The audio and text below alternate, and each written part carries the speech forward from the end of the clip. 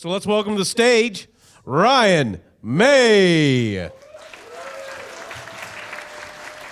All right, let's get something out of the way right here, right now, people. I am not the guy from Pawn Stars. Unless you want to pay $10 for an autograph, then I know a guy. So Christmas is coming up. You already excited about Christmas? Yeah, all right. I'm not. I hate Christmas. It's the shopping that I hate. You know, the crowds, the music, the pushy salespeople. Like last year, I was in a Best Buy. The whole time, this lady's hounding me. Sir, can I help you find something? Sir, you need a hand with that? Sir, you want a credit card application? Which is super annoying when you're in the bathroom trying to poop. So my dad is not necessarily known to be a great gift giver, hence the sweater. And I'll give you a great example. Christmas 1978. We're in DeSoto, Illinois, and I wanted an X-Wing fighter. My brother wanted a TIE fighter, and my dad wanted prize fighters because he gave us boxing gloves. And he had us fighting in the living room, teaching us the sweet science for the greatest prize of all, his love and affection. This is going to be a long 10 minutes, isn't it? All right. So, he didn't play favorites, but I'm going to let you in on how he announced each of us. And now, making his way from the family room, he is my pride and joy, my baby boy, wearing the Fonzie pajamas. He is ranked third in his fourth grade class at DeSoto Elementary School, weighing 89 pounds, Anthony the Assassin May. And his challenger, making his way from the kitchen, no surprise there, wearing the Wonder Woman underoos because he didn't specify which type he wanted, weighing 120 pounds, even though he's 4 inches shorter than his brother. He's the unhappy accident, Ryan. But then Christmas 1983, he totally redeemed himself. He gave us gifts that brought tears to all our eyes. Like my brother, he got an Optimus Prime. I got the G.I. Joe Sky Striker jet. My mom got divorce papers. I love the Sky Striker jet. I was so excited. I went to my rich friend's Eric's house because he had one. Every time I went over, wouldn't let me play with it. So finally, I was going to play jets with my friend Eric. And I got there, and he got the G.I. Joe aircraft carrier. That jerk.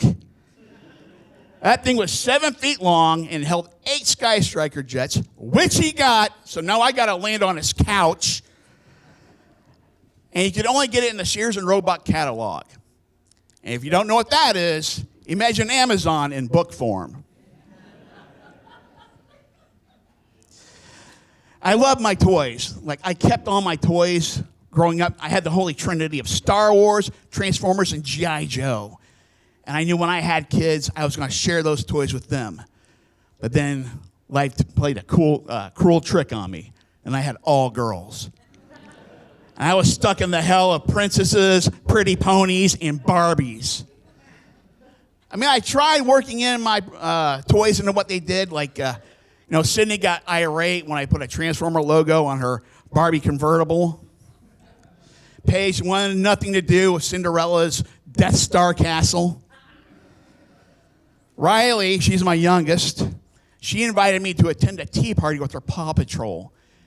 And she goes, Daddy, when I grow up, I'm going to join Paw Patrol. I said, no, Luke, you can't join Paw Patrol. Not until we get to another moisture harvest and I can buy more droids that speak the binary language of moisture evaporators. And she goes, you never play right, and goes storming off. Then I go find her room, and I got a brown robe on and a blue fanoodle. I'm like, this was your father's. He was a great warrior. Darth Vader killed him. Let's get back to the tea party. And then Raggedy Ann and Annie are laying face down on fire. I'm like, oh my God, Aunt Beru and Uncle Owen, this is the work of stormtroopers, not sand people because of the tracks. We have to go save the princess. And she just looked at me and said, "Can I have a zebra cake?"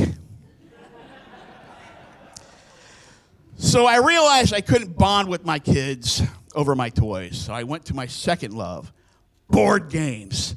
Oh, man, I bought my kids Perfection. You remember Perfection?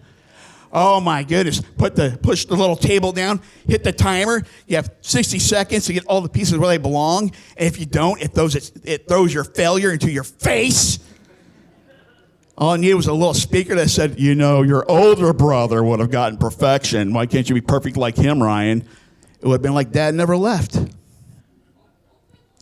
Anyway, I bought that for my kids, and I thought it would help them with hand and eye coordination and confidence, and all it gave them was anxiety and OCD. You know, I love board games. I love the names that they mean in other countries, like the board game Trouble. In France, it translates to "knock it off, I'm hungover." Then I finally realized that my kids, we got giant Jenga. You guys play giant Jenga? So we got giant Jenga. My kids loved it. So we were like, man, what if we take other board games and supersize them? So my kids love Monopoly, so I got some paint. I painted all the sidewalk tiles around my neighborhood like Monopoly properties, and we played giant Monopoly. My kids loved Operation, and we went down to the morgue, and they filed a restraining order.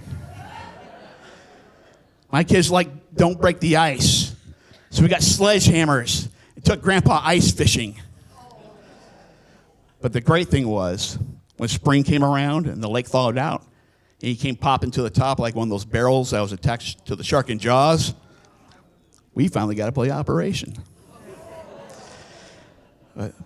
Their favorite game, though, was Clue. Loved the board game Clue. Really surprised my wife let us play it because, she wouldn't let us watch Tom and Jerry because it's too violent. But here we are solving a grisly murder together. Anyway, Clue, if you don't know this, is an educational game. My kids took a look at that board and they saw rooms like the billiard room, the observatory, and the conservatory. And that's when they learned we're poor. Guys, thank you for coming out and supporting this.